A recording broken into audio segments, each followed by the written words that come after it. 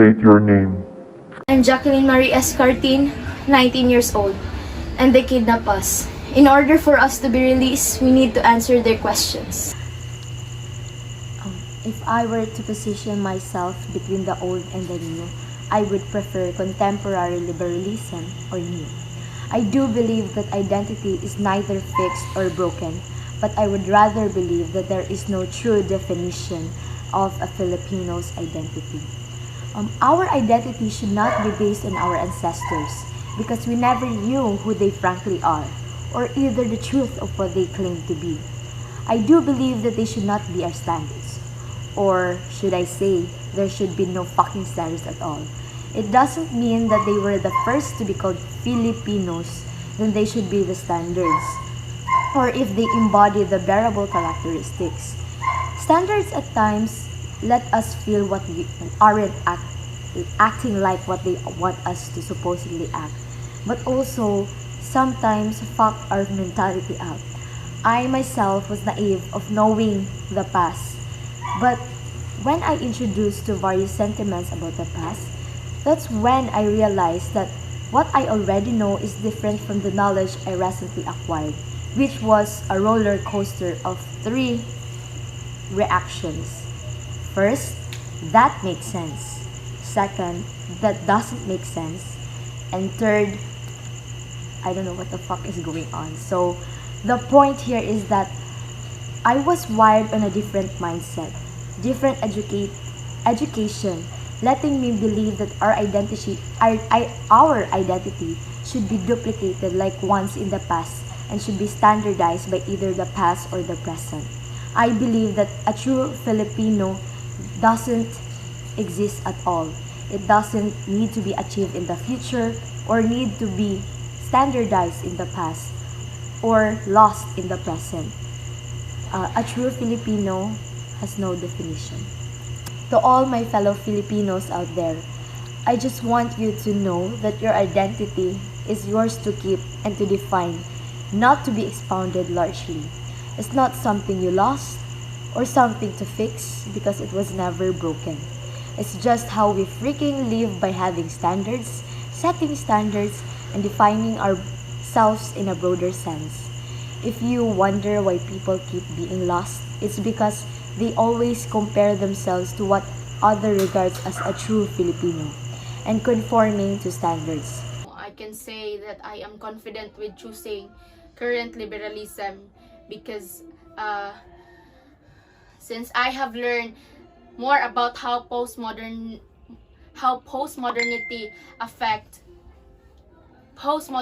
has affect the way people think. Sexual identity refers to how we perceive ourselves as sexual beings. It could be our biological gender, our gender identity, our gender role, and sexual orientation. Di ba makaingon man gid ta, some people says about the Bible na human should only have 2 sexes and that should only be the female and male. However, as we go about our daily lives, our society is constantly changing and this change affects us as well. And I believe that society should not determine a person's sexual identity and that no one should decide how a person should or what their sexual identity should be, because in this generation it is important to express oneself because sexuality is diverse. It may take some time to figure out which sexuality best suits you, and your sexual orientation can shift over time. So what message will you give to your fellow Filipinos regarding identity, sex, and politics? Well, my advice to my fellow Filipinos, in particular to the LGBTQIA+ community, is that they should be more confident in who they are and should not be scared to express what they want to express and reveal what their sexual identity is, since in my opinion only them can truly know who they are. So accepting their sexuality can be liberating, exciting, and positive experience. Sexuality is an essential component of who you are. So there is no right or wrong because only you knows what's best for you. I will position myself to the new era because I believe that all of us is deserved to express our own thoughts and opinion. Human rights are guaranteed by democracies. In the majority of democratic nations, human rights are promoted and guaranteed through laws and other judicial structures. Comparatively, human rights are frequently repressed and are not all valued in dictatorship. In reality, tyrants frequently completely disregard human rights in favor of acting in a radical political manner designed to keep them in power.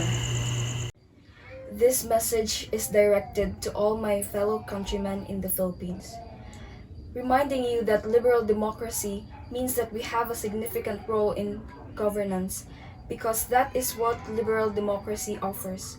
We must ensure that those we choose to lead us uphold the law and human rights. Being a citizen in a democracy is a privilege. Having a liberal democracy in a developing country is advantageous as it ensures that the leaders provide good governance, transparency, and accountable leadership. It grants us citizens the freedom to band together, demonstrate, and express our opinions. Our property rights are protected by the Constitution. Most importantly, it enables minorities to practice their culture and beliefs without worrying about being persecuted.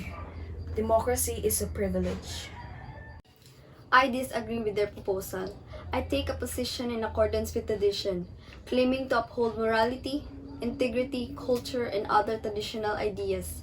I believe that our sense of identity is already instilled in us, and that there is a true Filipino in us. But due to colonialism, it has caused damage to the identity and history. And that is why we consider that our Filipino identity is distorted and devoid of a significant amount of its original purity. The characteristics that we make as Filipino characterize who we are, set us apart from other individuals. We had preconceived ideas about how Filipinos should and were when we are young, based on what our parents and grandparents and great-grandparents taught us about how things were in the past and how those things compared to how things are now. We won't fully understand it today until we continue to express Filipino traits in the future. However, when we discuss sex, I firmly believe that only males and females were created by God, and that a man should renounce his father and mother in order to marry his wife and become one flesh. This relates to reproduction because it is written that God commanded them to bear fruit and multiply. That is why my conception of a family is composed of a mother who is a woman and a father who is a man. Therefore, I steadfastly adhere to having two sexes, namely male and female. Choosing a leader is important because, in my opinion, a strong leader would be better at governing a nation so that there would be a discipline and order. Government work is difficult and intricate, yet it is not entirely the consequence of or its duty. Good leadership alone cannot solve this problem. The ability of the entire system to support innovation and have an awareness and understanding of complexity is also important. It goes beyond the individual qualities of the leader. I'm not lying, but I'm also not telling the whole truth.